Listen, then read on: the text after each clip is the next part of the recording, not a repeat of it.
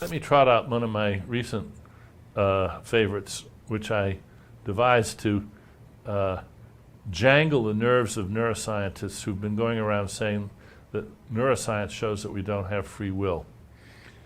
I think their reasons for saying that are ill-considered, and moreover that what they're doing is apt to be mischievous and doing some real harm. So I concocted a little thought experiment, a little intuition pump, to suggest that. So this is the case of the nefarious neurosurgeon who treats a patient who has obsessive compulsive disorder by inserting a little microchip in his brain which controls the OCD, the obsessive compulsive disorder. Now there is such a chip. It's been developed in the Netherlands and it works really quite well. That's science fact, but now here comes science fiction. So the neurosurgeon, after she's operated on the guy, sewed him all up. So okay, your OCD is under control now. You'll be happy to learn. But moreover, our team here will be monitoring you 24/7, and we're going to be controlling everything you do from now on. You'll think you have free will. You'll think you're making your own decisions, but really you won't have free will at all. Free will is an illusion that we will maintain while controlling you. Goodbye. Have a nice life. Sends him out the door. Well, he believes her.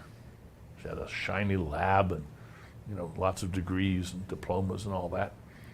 So what does he do? Well, thinking he doesn't have free will anymore, he gets a little self-indulgent, a little bit aggressive, a little negligent in how he decides what to do. And pretty soon, by indulging some of his worst features, he's got himself in trouble with the law.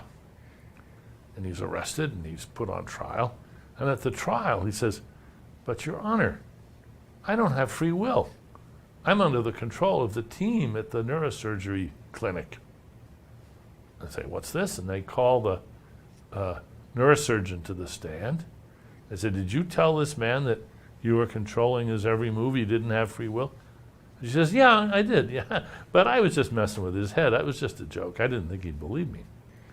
Now right there, I think we can stop, take a deep breath and say, well, she did something really bad. She really harmed that man. In fact, her little joke telling him that actually accomplished non-surgically pretty much what she claimed to accomplish surgically. She disabled him. By telling him he didn't have free will, she pretty much turned his free will off and turned him into a morally incompetent person. Now, if we agree that she did a bad thing, if nobody recommends people play jokes like this, what are we to say about the neuroscientists who are telling the public every day, "We've shown in our neuroscience labs that nobody has free will"? I think if the neuroscientists recognize that what my imaginary neurosurgeon did was irresponsible, they should think seriously about whether it's irresponsible of them to make these claims about free will. And it's not just a fantasy.